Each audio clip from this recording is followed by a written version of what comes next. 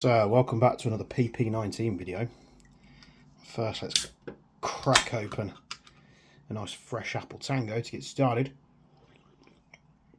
So there's bits that are going to take a bit of time. Sourcing the motor, I've done a quick service of the gearbox, everything's fine. It's going to take some time to source some pins and grub screws of the right size, but I really want to get this thing together because it's taken up bench space and I've coated the parts and I want to see what it looks like, because at this stage, if I don't like it, I can redo it. So we're going to pop some of these parts back together, and that's literally just temporarily, just so we can get this thing together and see if I like it or not, because if I don't, it needs to come apart again anyway so that I can change it. So we'll just test the hop. That's fine, aligned. We are going to replace that crappy part for the handguard. So I do have a nice fresh one from LCT. Anyone that's got the same issue, the part number's PP19. So I've had this part for a while now and just haven't got round to fitting it. So this is a replacement. And you see the lever there, it's riveted on, so that can't move, and it's got like a cam fitment. This one is obviously no good. So here is the body. Don't know what it's going to come across on camera because it's really sunny outside at the moment, but we're going to start getting this thing assembled. I've done some of the parts in burnt bronze as well. How's this going to go in? So let's see if we can get this. There we go. That's the button for the stock. So what else we've got to fit on this? The grip, which was a massive pain to get off. Can't see that pin ever wanting to come out again. What I could do is I could just drill and tap this and put a screw on there to stop it backing out, but I honestly don't see how that's going to come out. Obviously it's a bit silver because we had to drill it, but the handguard, the magwell's in, nice and sturdy. And we need to remember how this all went up together, so probably a good idea to put the stock on first. There we go. So the stock is on. This is a cobalt mix, like I said before, which is predominantly cobalt, but with a few other metallic colours mixed in, just to darken it a little bit. So there we go, that's in. We need to pop the gearbox in. We also need to pop the barrel in while we do it. I didn't coat the barrel. 2 reasons. It's a steel look anyway. It looks obviously like a real one would, and it's got this shimming that wouldn't come out, so I left it as it is. So we can pop that in. If I do forget anything, I'll have to come back and get it sorted. Jesus Christ. Look down and there's a bee on my chest. Jesus Christ. That made me jump. I knew a bee had flew in the window yesterday, so we're going to help this little guy out. Let's get him some sugar water or something. Because he's probably... just didn't want him to sting me. Come on, little guy. You don't want to be going in there.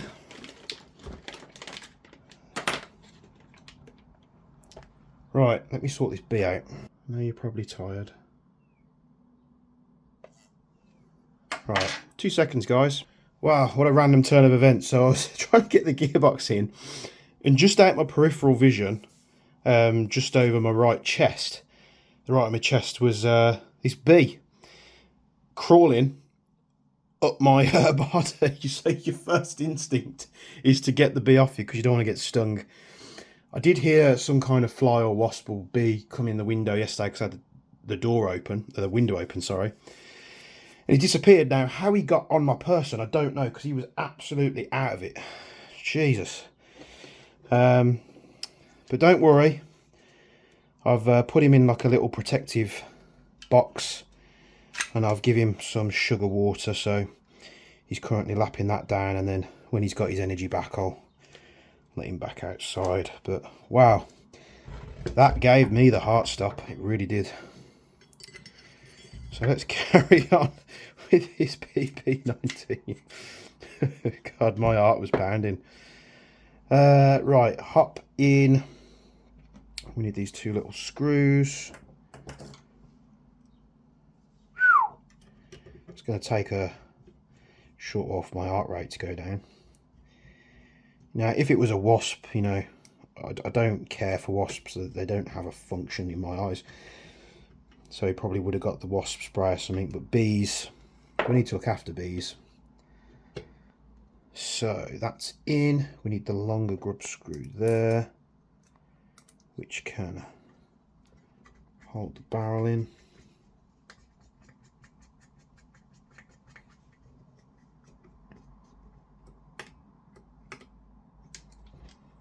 Like so. We've got the faux pin that needs to go in.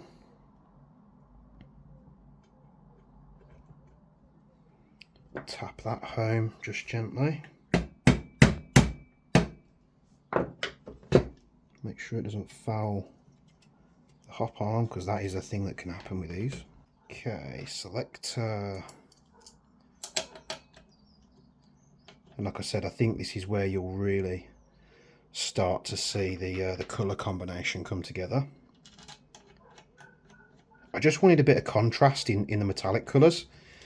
You know, I could have done all these parts black, but I just think it was going to be a bit bland, so I thought, well, let's spice it up a little bit. So let's see here. We can pop the front sight post, and I managed to coat this really well. Actually, I was kind of concerned because this part moves, I didn't want to remove it. So there's a bit there which we probably won't see, but this part has actually come out pretty well. So we can slide that into place, and we have a main pin that goes in here.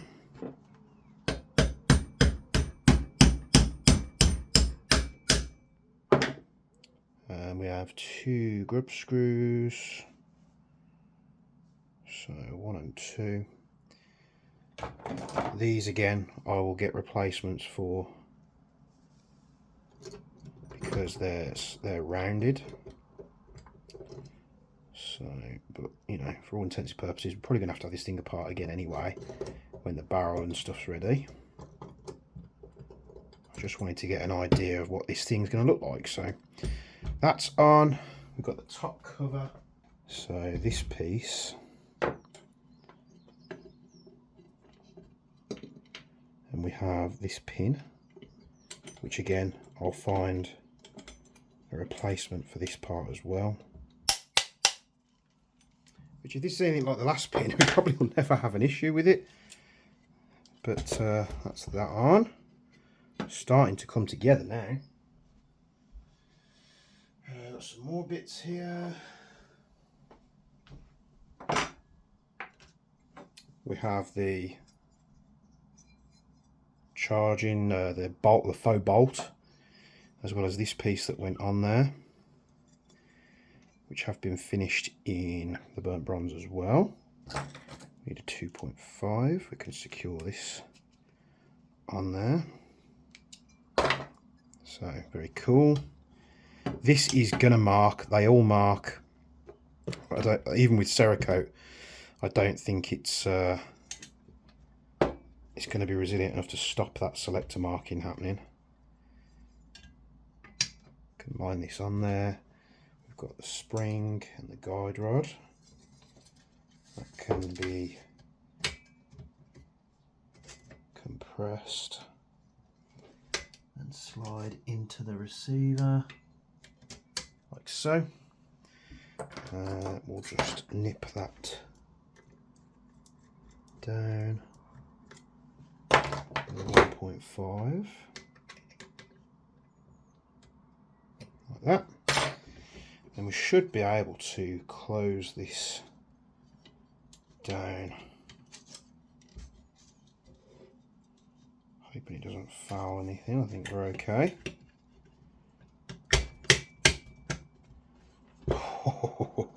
This is starting to look really cool.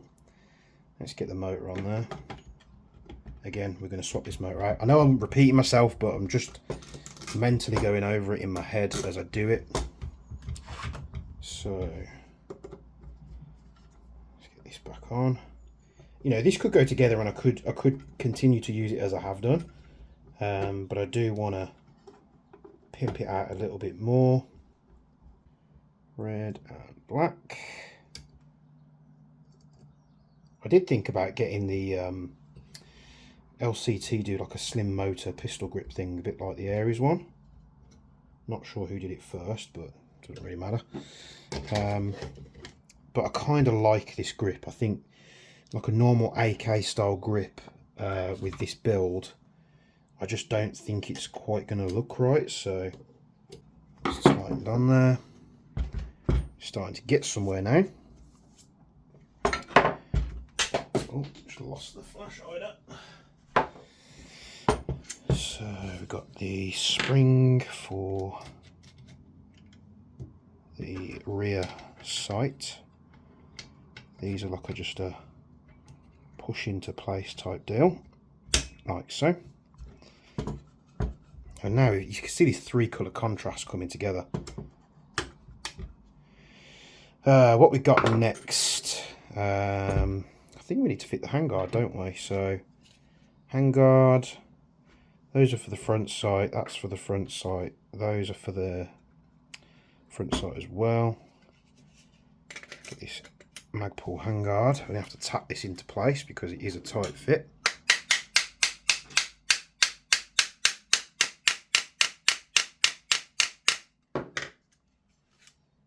And we're seated. We can take our new part. Hopefully this solves the issue we were having. Still has a little bit of play, but you know, negligible. I think with that MOE AKM handguard, it's just going to help secure it in there. So gas block, not gas block, we need the top handguard fitment, which is here in cobalt. Make sure we put this on the right way. I hope you guys are loving this build so far. A little bit off. There we go. So we've got that part. Before we put that part on, we need to put the front sight post on. So we've got a couple of different doodads with this. We've got the pin for the flash hider. That spring. Need to tap this pin in. So while we're pushing that, we need to push the spring out of the way like so. Tap that in now.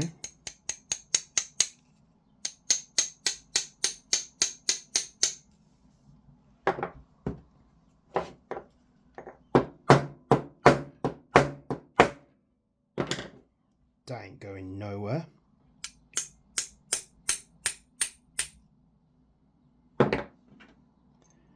Seems to be lining up all right.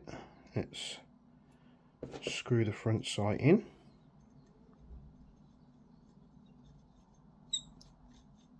Fits a lot better now. It's not sort of cross-threaded in there. I won't use the iron sights anyway. Right, that can go on. We need to line up the pinholes.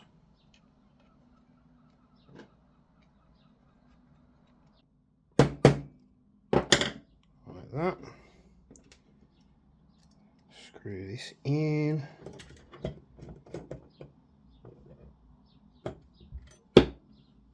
Got the flash hider.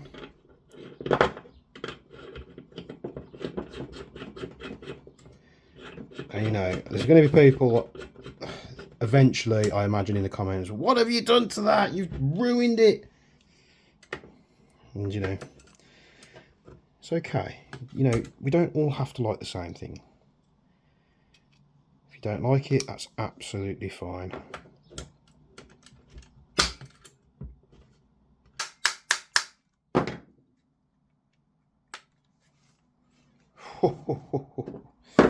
This thing's looking gnarly. Look at that. I really like that. Let's put the red dot back on. You know, it's probably not to everybody's taste, but it's unique. I'm going to go as far to say as there's no other PP19 in the world that looks like this. But, you know, it's not a gun I use sneaky. I don't need to be, you know, incognito with it. But it looks cool. Have I got a magazine? Christ. Whew. There we got a mag. Look at that. Ladies and gentlemen, my updated LCT PP19. We fixed some issues with it. The handguard's nice and sturdy. We no longer have that piece of crap broken front handguard thing, and we now have a new colour scheme. It's very subtle. It's like a really dark metallic grey with some burnt bronze parts, and the polymers in black, as well as like the rear sight and a few of the other bits. I need to look into a permanent fix for these. They probably never have an issue. Worst case scenario, I'll drill, tap, and just put like a cap head screw there. It really doesn't bother me that it looks the same. So this is my PP19. Hope you've enjoyed it. It's been a long build this far, but it's now made it something that's in line with the rest of my guns. It's not plain Jane on the wall. So thanks for tuning in. Oh, actually, I forgot to mention, I didn't refit the sling point. I'm sure there's going to be somebody that asks. The sling point that goes here, I didn't refit it. And the reason for that is, it was a pain to get out. It kind of got damaged when I removed it.